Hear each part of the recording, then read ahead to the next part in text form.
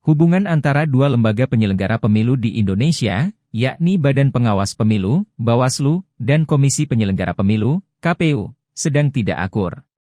Persoalan ini bermula dari KPU yang tidak kunjung memberikan akses Sistem Informasi Pencalonan, SILON, kepada Bawaslu.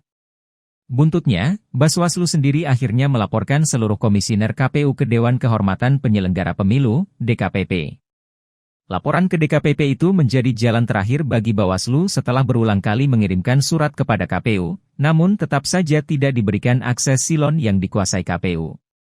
KPU beralasan bahwa akses silon baru akan diberikan jika Bawaslu menemukan adanya pelanggaran.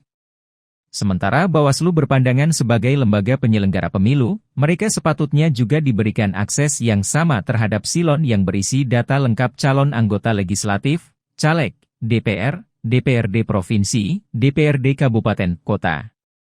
Hal ini dianggap penting agar Bawaslu dapat melakukan pengawasan kesesuaian dokumen dan kelengkapan berkas pendaftaran bakal calon legislatif baik tingkat nasional maupun daerah.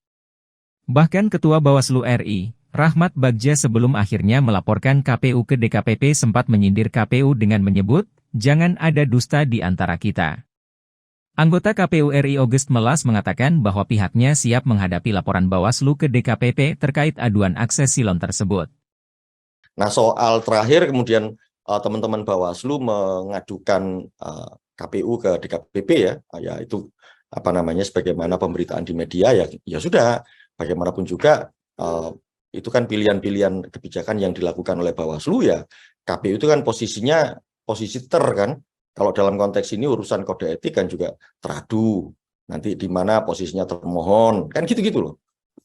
Ya itu kan hal yang ya memang ada konsekuensi dari pekerjaan kami ya bisa saja. Tapi soal nanti substansinya bagaimana, saya kira ini dalam konteks menghormati apa yang dilakukan oleh lembaga lain, dalam hal ini Bawaslu, dan juga proses yang saat ini sedang ada di DKPP, tentu kami sangat menghormati itu. Nah, paling nanti kan ujung-ujungnya kan kami akan periksa sebenarnya yang konteks diadukan ke DKPP itu kami seperti apa gitu, karena kalau kode etik kan konteksnya memang perilaku individu-individu dari penyelenggara, dalam hal ini ya tentu KPU. Kalau misalnya anggota KPU kan masing-masing apa problem kode etiknya, nah tentu kita akan periksa itu. Nah, kalau dalam konteks kebijakan ya silakan saja, yang penting ini kan proses yang kemudian KPU sama sekali tidak merespon apapun, polemik-polemik semacam itu. Termasuk begini, teman-teman, sejak awal kami dilantik pada bulan April 2022 lalu,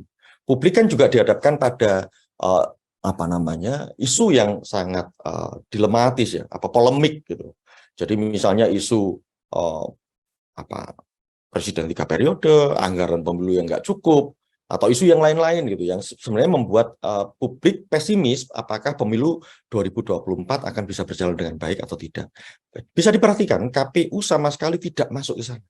Tetapi hampir setiap hari, terutama semenjak kami tetapkan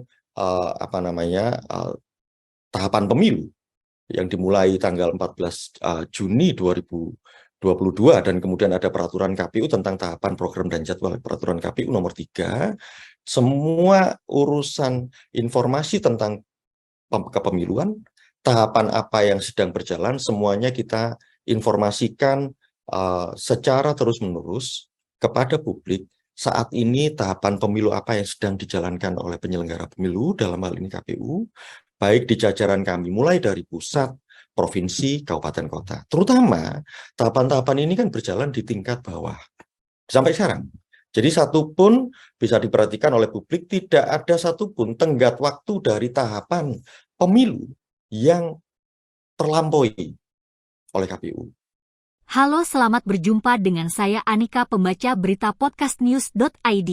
Saksikan terus konten-konten menarik dari kami. Jangan lupa subscribe, like, dan komen. Terima kasih.